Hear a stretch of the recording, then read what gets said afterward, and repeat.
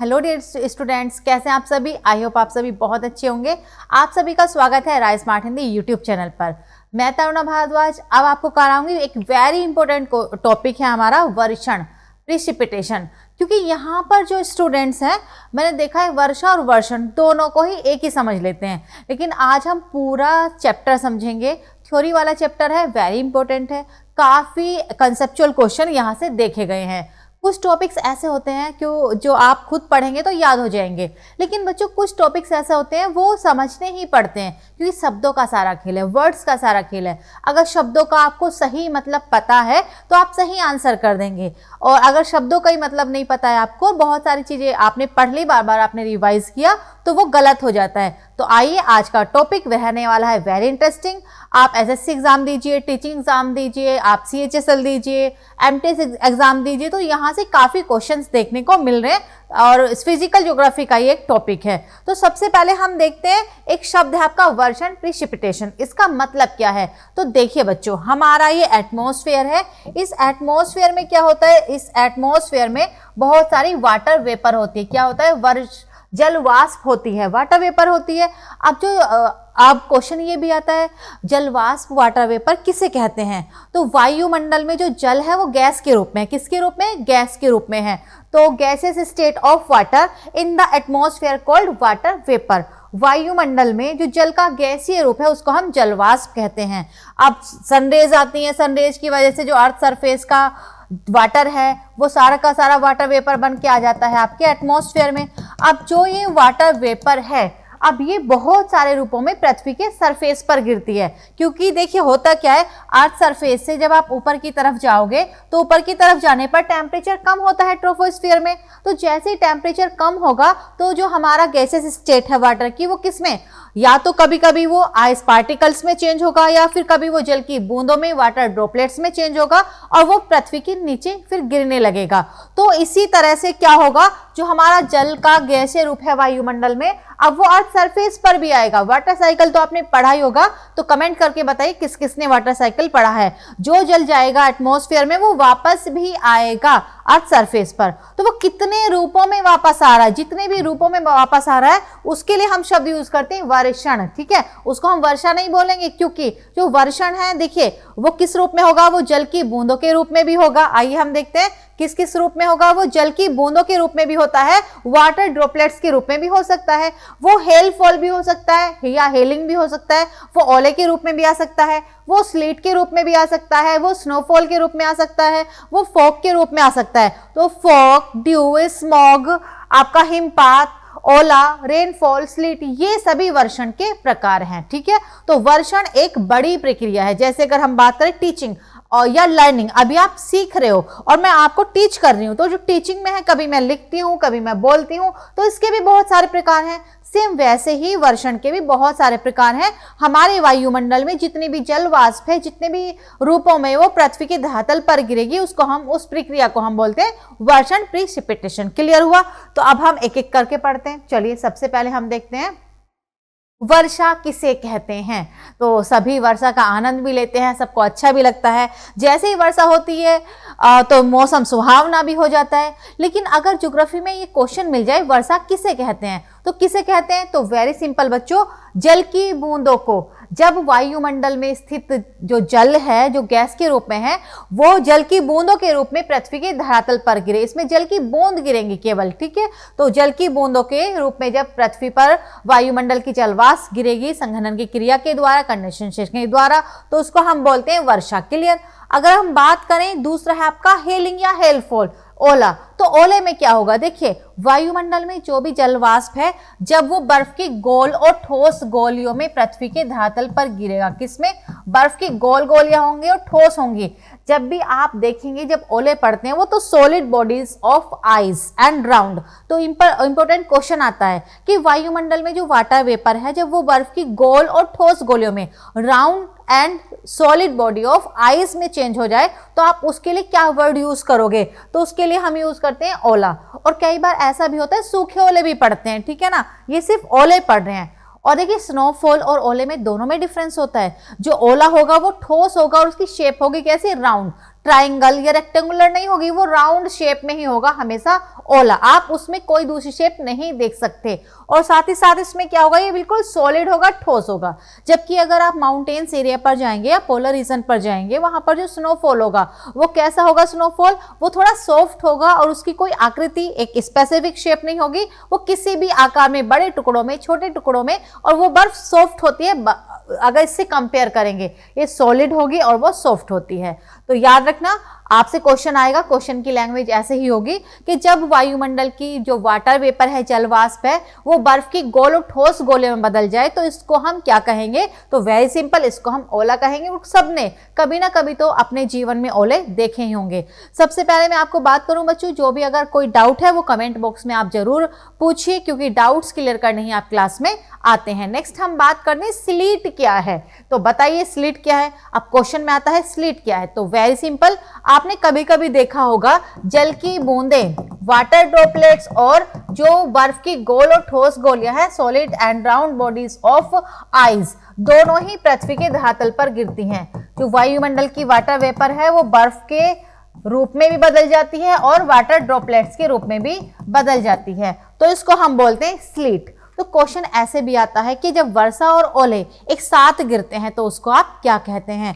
मुझे पूरे अच्छे से याद है, अब आपको याद हो चुका होगा, ये है आपका स्लीट। स्लीट क्या है, बर्फ, वर्षा और ओले या जल की बूंदें और सॉलिड बॉडीज ऑफ आइस जब पृथ्वी के धरातल पर एक साथ गिरेंगी उसको हमने बोल दिया है स्लीट। ठीक है बच्चों, अब हम बात करते हैं वर्षा के प्रकार की, टाइप्स ऑफ रेनफॉल।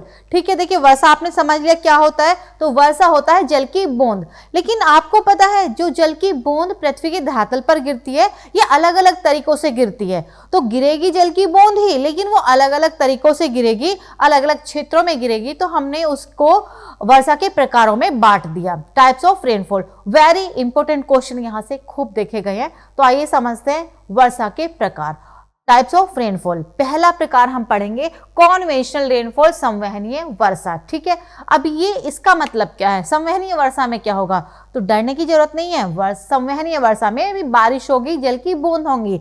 अब हमने इस वर्षा का नाम संवहनीय कॉन्वेंशनल क्यों रखा, ये भी समझने वाला वेरी इंपॉर्टेंट फैक्टर है। आइए देखते हैं, ये हमारा इक्वेटर है, भूमध्य रेखा, ये हिस्सा क्या है, ये हमारा इक्वेटर क्षेत्र है। तो इक्वेटर पर आप जानते हैं हर रोज क्या होता है, इक्वेटर पर हर रोज सनरेज सीधी पड़ती हैं। यहाँ पर सूर्य किरणें हमेशा सीधी पड़ेंगी।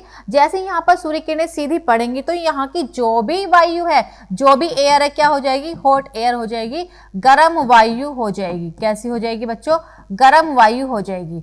और यहाँ पर सबसे ज्यादा इक्वेटर पर वाटर वेपर भी होगा, क्योंकि जितना ज्यादा सनरेज और वहां पर जल है उस क्षेत्र में तो उतना ज्यादा वहां पर वाटर वेपर बनता है। तो यहाँ की वायु गर्म होगी और यहाँ पर सबसे ज्यादा वाटर वेपर भी होगा। और आप सबने तो देखा ही होगा कि वाटर वेपर हमेशा ऊपर उठता है, तो आप याद रखेंगे गर्म वायु जो होगी वो हमेशा हल्की होगी और ऊपर उठती है, जबकि ठंडी वायु हमेशा भारी होगी और नीचे उतरती है। तो होता है ये कि इक्वेटर पर हाई टेम्परेचर की वजह से वाटर वेपर बहुत ज्यादा है, गर्म वायु बहुत ज्यादा है, और ये क्या होती है, लाइट एयर होती हैं, हल्की वायु होती हैं, इसीलिए ये ऊपर उठती हैं। तो इक्वेटर वाले क्षेत्र पर हर रोज क्या होता है, वाटर वेपर बनती है और ऊपर उठती है। तो उस वाले क्षेत्र को हम बोलते हैं, जो ये वाटर वेपर ऊपर उठती है, इसको हम बोलते हैं कॉन्वेंशनल करंट, संवहनीय धाराएं। ठीक है, संवहनीय धारा क्या है, भूमध्य रेखा पर जो जल की धारा या वाटर वेपर की धारा या गर्म गैसें ऊपर उठती हैं लगातार और हर रोज, तो ये होती हैं संवहनीय धारा। अब आपको पता है हर रोज वाटर वेपर जब ऊपर उठ रही है, तो जब भी वाटर वेपर ऊपर उठेगी, ऊपर की तरफ जाएगी एटमॉस्फेयर में, टेम्परेचर कम होगा, तो वहां पर जैसे टेम्परेचर कम हुआ संघनन की क्रिया होगी और क्या होने लगेगा, बारिश होने लगेगी। जो जलवाष्प है वो जल की बूंदों में बदल जाएगी। तो इक्वेटर पर रीजन पर क्या होता है, हर रोज आफ्टर 2 PM, हर रोज 2 बजे के बाद संवहनीय वर्षा होती है। इंपॉर्टेंट क्वेश्चन है कि पृथ्वी के किस हिस्से पर हर रोज या किस रेखा पर हर रोज संवहनीय वर्षा होती है, तो भूमध्य रेखा पर हर रोज संवहनीय वर्षा होती है, यहीं पर सबसे ज्यादा। किसके द्वारा, कॉन्वेंशनल करंट्स के द्वारा। मुझे पूरी उम्मीद है आपको समझ में आ गया होगा कॉन्वेंशनल करंट्स क्या है। कॉन्वेंशनल करंट्स क्या है, एक बार और रिपीट करती हूं मैं, इक्वेटर पर हाई टेम्परेचर है, हाई टेम्परेचर की वजह से गर्म वायु है, जलवाष्प भी अधिक है और वो हमेशा ऊपर उठती रहती है, तो उसको हम बोलते हैं कॉन्वेंशनल करंट्स। और इन कॉन्वेंशनल करंट्स के द्वारा इक्वेटर पर हर रोज आफ्टर 2 PM होती है रेनफॉल, जिसको हम कहते हैं कॉन्वेंशनल रेनफॉल। सबसे ज्यादा कहां पर होगी? इक्वेटर पर होगी। Very simple. तो थोड़ा सा देख लेते हैं इक्वेटर पर कौन कौन से क्षेत्र। यहां पर आपको पता है यहां हर रोज रेनफॉल होती है, एवरग्रीन फॉरेस्ट इसीलिए यहां पर पाए जाते हैं। वर्ल्ड की अगर हम बात करें एवरग्रीन फॉरेस्ट, तो सबसे बड़े सदाबहार वन कहां पर मिलते हैं? आपके ब्राजील में। क्यों मिलते हैं? यहां पर हर रोज रेनफॉल हो रहा है। रेनफॉल की वजह से बच्चों यहां पर हर रोज जो हाई टेम्परेचर है, हर रोज पानी भी है यहाँ पर और दलदल भी है यहाँ पर, तो यहाँ पर एवरग्रीन फॉरेस्ट पाए जाते हैं। विश्व के सबसे बड़े सदाबहार वन भी कौन से? आपके ब्राजील में अमेजन बेसिन। और यहाँ पर ब्राजील में अमेजन बेसिन है, यहाँ पर सबसे ज्यादा बायोडाइवर्सिटी भी है, जैव विविधता भी होगी। तो इसीलिए आपको पता है दक्षिणी अमेरिका को हम बोलते हैं पक्षियों का महाद्वीप, कॉन्टिनेंट ऑफ बर्ड्स कहा जाता है। किसको? साउथ अमेरिका को। और आपने देखा जो ब्राजील है, ब्राजील में जो विश्व के सबसे बड़े फॉरेस्ट है वो है अमेजन बेसिन। उनको हम बोलते हैं लंग्स ऑफ द अर्थ, पृथ्वी का फेफड़ा, क्योंकि लंग्स के लिए होती है ऑक्सीजन की जरूरत। ऑक्सीजन सबसे ज्यादा कहां मिलेगी? फॉरेस्ट से मिलेगी। और सबसे बड़े फॉरेस्ट कौन से? आपके ब्राजील में अमेजन बेसिन। तो आप देख रहे हैं एक हाई टेम्परेचर आया इक्वेटर पर, इक्वेटर की पर हाई टेम्परेचर की वजह से वहां पर हर रोज रेनफॉल हुआ, और हर रोज रेनफॉल की वजह से यहाँ पर क्या हुआ? इस वाले हिस्से में जो रेड रेड आपको दिखाई दे रहा है, यहाँ पर हर रोज बारिश होती है। तो क्वेश्चन ये भी बन सकता है कि किन देशों में हर रोज बारिश होती है, या संवहनीय वर्षा के या कॉन्वेंशनल रेनफॉल के क्षेत्र बताइए। तो इक्वेटर पर जो स्थित हैं कंट्रीज वो है आपका Gabon, Congo, Democratic Republic of Congo, Uganda, Kenya, Somalia, Principe, Maldives, Kiribati, Indonesia, Ecuador, Colombia, Brazil. ये ऐसे देश हैं जिनमें बारिश होती है। कौन सी होती है? संवहनीय वर्षा के देश हैं इक्वेटर पर। और इन सब में क्या होगा? एवरग्रीन फॉरेस्ट आपको देखने को मिलेंगे। तो चलिए नेक्स्ट टाइप हम देखते हैं वर्षा का। तो वर्षा का दूसरा प्रकार है बच्चों ओरोग्राफिक रेनफॉल या पर्वतीय वर्षा। ठीक है, इसको हम बोलेंगे पर्वतीय वर्षा। अब देखिए हम पर्वतीय वर्षा इसको क्यों बोल रहे हैं, यहां से भी इंपॉर्टेंट क्वेश्चन है। तो कहीं ना कहीं कुछ पर्वतों का तो रोल होगा ही। तो जैसे ये आपका सी है, ये क्या है आपका? ये एक जलाशय है, वाटर बॉडीज है यहाँ पर। अब जैसे ही यहाँ पर वाटर बॉडीज है, तो यहाँ पर क्या हुआ बच्चों? सनरेज ने इस जल को वाटर वेपर में बदल दिया। इस जल को क्या कर दिया? वाटर वेपर में बदल दिया, जलवाष्प में। अब जलवाष्प ऊपर उठता जा रहा है, लेकिन क्या हुआ? एक पर्वत जलवाष्प के रास्ते में आ जाता है। जलवाष्प ऊपर जा रहा है लेकिन माउंटेन बीच में आया, तो उस माउंटेन ने इस जलवाष्प को रोक लिया। क्या कर लिया? इस वाटर वेपर को यहीं पर रोक लिया। और आप तो जानते हैं माउंटेन्स पर क्या होता है? टेम्परेचर थोड़ा कम होता है, तो संघनन की क्रिया कहीं भी हो सकती है, माउंटेन्स पर भी हो सकती है, ऊपर जाके भी हो सकती है। मींस जहां भी वाटर वेपर के रास्ते में टेम्परेचर कम होगा, संघनन की क्रिया वहीं पर होगी। ये भी ध्यान रखेंगे आप। तो यहाँ पर वाटर वेपर के रास्ते में आता है माउंटेन, माउंटेन ने वाटर वेपर को यहीं पर रोक लिया, और यहीं पर क्या हो गया? संघनन की क्रिया शुरू हुई और बादलों का निर्माण हुआ, और इसी क्षेत्र में यहीं पर बारिश हो गई। अब इसमें क्या होगा? एक माउंटेन बीच में है, तो यहां से जलवाष्प आ रही है, इस रास्ते से जलवाष्प आई, इसी बीच में आया, तो यहां पर बारिश हो गई। और जो पर्वत है, पर्वत के दूसरी तरफ बारिश नहीं हो पाती है। तो क्वेश्चन निकल कर आता है कि ओरोग्राफिक रेनफॉल में या पर्वतीय वर्षा में पर्वत की जिस तरफ बारिश नहीं होती, उस क्षेत्र को आप क्या कहते हैं? तो उस क्षेत्र को आप बोलते हैं रेन शेडो एरिया, वृष्टि छाया क्षेत्र कहा जाता है। तो वेरी सिंपल, जब जलवाष्प के रास्ते में कोई पर्वत आएगा और पर्वतों पर कम ऊंचाई पर ही क्या हो जाएगा? संघनन की क्रिया शुरू होगी, और उस वजह से यहाँ पर बारिश होगी और दूसरे क्षेत्र में बारिश नहीं होगी। यहाँ से एक इंपॉर्टेंट क्वेश्चन निकल कर आता है यहाँ का। ये क्या है? मेघालय का मौसिनराम। आप सब जानते हैं पूरे वर्ल्ड में सबसे ज्यादा बारिश होती है मेघालय के मौसिनराम में, जो कहां पर है? भारत में ही तो है ये। तो आप देखिए, आपने कभी सोचा भारत में जो मानसून एंट्री करता है वो 5 जून के आसपास केरल राज्य में करता है, कहाँ? ठीक है, लेकिन सबसे ज्यादा वर्षा का रिकॉर्ड पूरे वर्ल्ड में कहां पर बनता है? मेघालय के मौसिनराम में बनता है। आइए समझते हैं क्यों। यहाँ पर मेघालय के मौसिनराम में 3 पहाड़ियां, गारो, खासी और जयंतिया। कौन सी पहाड़ियां हैं? गारो, खासी, जयंतिया। तो गारो, खासी, जयंतिया पहाड़ियां हैं यहाँ पर, ये याद रखना। और बंगाल की खाड़ी से जो मानसून उठता है, जो जलवाष्प उठता है, वो इन्हीं पहाड़ियों से टकराकर यहीं पर पूरी बारिश कर देता है। और इन पहाड़ियों की वजह से ही जो यहाँ से मानसून उठेगा, जो यहाँ से जलवाष्प उठेगा, वो आगे नहीं जा पाता। अगर यहाँ पर गारो खासी जयंतिया पहाड़ी नहीं होती तो जिस तरह से ये अरब सागर का मानसून पूरे भारत में बारिश करता है, इसी तरह से ये आपका बंगाल की खाड़ी का मानसून भी पूरे भारत में बारिश करता। लेकिन यहाँ पर गारो खासी जयंतिया पहाड़ों की वजह से पूरे भारत में सबसे अधिक वर्षा इसी क्षेत्र पर होती है और पूरे वर्ल्ड में रिकॉर्ड बनता है। तो ये क्वेश्चन आता है, अभी तक आपने याद कर लिया होगा कि पर्वतीय वर्षा क्या है, पर्वत की वजह से। लेकिन अगर पूछा जाए कि सबसे ज्यादा पर्वतीय वर्षा कहां पर होती है, तो प्यारे बच्चों सबसे ज्यादा पर्वतीय वर्षा मेघालय के मौसिनराम में होती है। किन पहाड़ों की वजह से होती है? गारो खासी जयंतिया पहाड़ों की वजह से होती है। वाटर वेपर कहां से आता है? बंगाल की खाड़ी से आता है। ठीक है, तो इंपॉर्टेंट क्वेश्चन है। अगर आपसे पूछा जाए मेघालय का वृष्टि छाया क्षेत्र कौन सा है, तो ये जो भारत का हिस्सा है, यहाँ पर मेघालय के ऊपर आपका अरुणाचल है, असम है, ये सभी मेघालय के वृष्टि छाया क्षेत्र बन जाएंगे, रेन शेडो एरिया बन जाएगा एक तरह से, क्योंकि जहाँ पर कम बारिश होती है। तो ये है हिस्सा है, तो वेरी इंपॉर्टेंट है ये भी। अब हम बात करेंगे साइक्लोनिकल रेनफॉल, किसकी? साइक्लोनिकल रेनफॉल। तो चक्रवात आप जानते हैं, चक्रवात थोड़ा सा देख लेते हैं। तो चक्रवात क्या होता है बच्चों? जब एक गर्म वायु और एक ठंडी वायु, कैसी वायु? एक गर्म और एक ठंडी वायु जब आपस में मिलेगी तो यहाँ पर क्या होगा? कोरियोलिस बल की वजह से ये जो वायु है ये गोलाकार घूमने लगेगी। तो गोलाकार घूमती हुई हवाओं को हम क्या बोलते हैं? Cyclone. Circular movement of gases called cyclone. अब साइक्लोन को हम ऐसे ही बोल सकते हैं, एरिया ऑफ लो प्रेशर, निम्न वायुदाब के क्षेत्र को साइक्लोन कहते हैं, क्योंकि जो साइक्लोन है, साइक्लोन के सेंटर में होती है गर्म वायु, याद रखना आप सभी, और साइक्लोन के बाहर होती है ठंडी वायु। क्या? साइक्लोन के बाहर होती है ठंडी वायु। ये आपने समझ लिया।